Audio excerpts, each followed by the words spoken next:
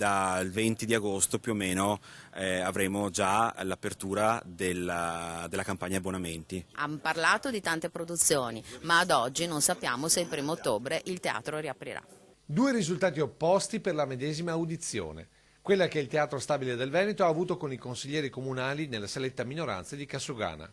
È il fatto che alla fine ognuno, a seconda della posizione del governo della città, abbia capito la sua verità, la dice lunga sul presente e futuro del Mario del Monaco, che invece, stando il presidente del Teatro Stabile, segue una linea chiara con qualche inevitabile lungaggine. È tutto disegnato, è tutto disegnato, il piano economico è già fatto, è equilibrato. Finché l'assemblea dei soci non si esprime in margine alla possibilità che il comune entri come socio, non ci sono né numeri né niente altro. Quindi tutto tracciato ma congelato in attesa dei passi formali, che però non spaventano il sindaco Conte sui possibili ritardi nella programmazione delle stagioni di lirica, prosa e danza.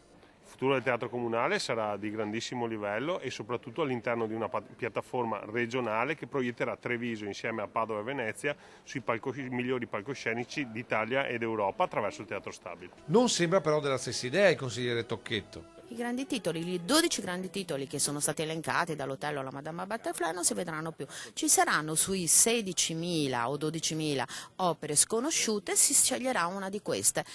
Bisogna vedere però se il pubblico è preparato e per questo si rinnova l'abbonamento. Il sospetto delle minoranze è che il salvataggio del comunale sia stato barattato con un cartellone di serie B. Decisamente diversa la percezione dei banchi della maggioranza. Ci sarà assolutamente tutto, ci sarà la lirica, ci sarà la danza e ci sarà anche un'altra cosa molto importante, ovvero il Comune avrà la garanzia di tenere per sé le 35 giornate che attualmente possiede.